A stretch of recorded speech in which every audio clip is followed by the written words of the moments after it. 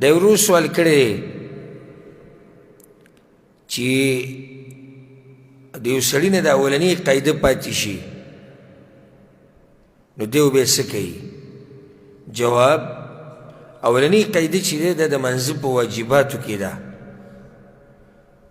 او واجب عمل چې دنه په منځه کې پاتې شو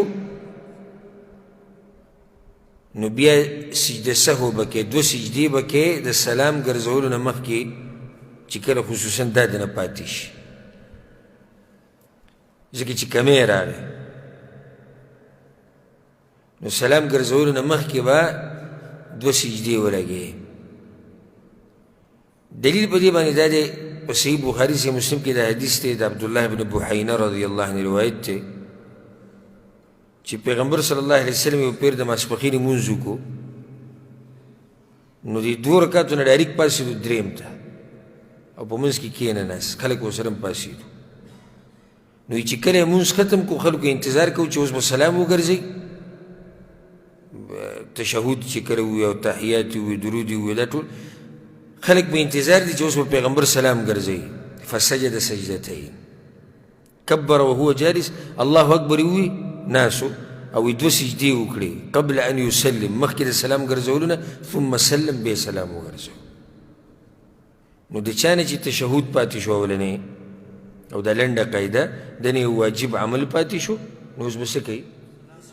سلام نه مخکې دوه سجدې ولګوي. دلته بله خبره ورسره دا یاده کوي چې کله یو انسان د دویم رکعت نه درېیم ته پاسي لکه داسې وړقېد او رایت شو ورته چېرته خو زه پاسم او قاعده پاتې کښېنه یا روان و کښېنه هېڅ خبره نه، خو چې ورسېدې او تلاوت دې شروع کړو نو بیا راواپس کېده حرام دي. راواپس کېده څه دي؟ حرام دي، نه راواپس کېږي.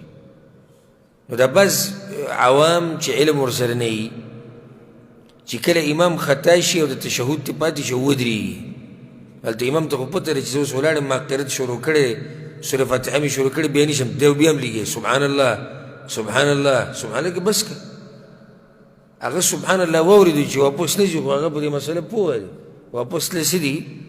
واپس له حرام دي.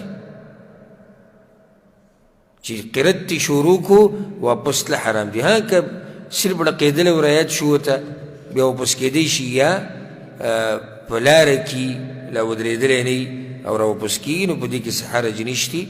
والله اعلم.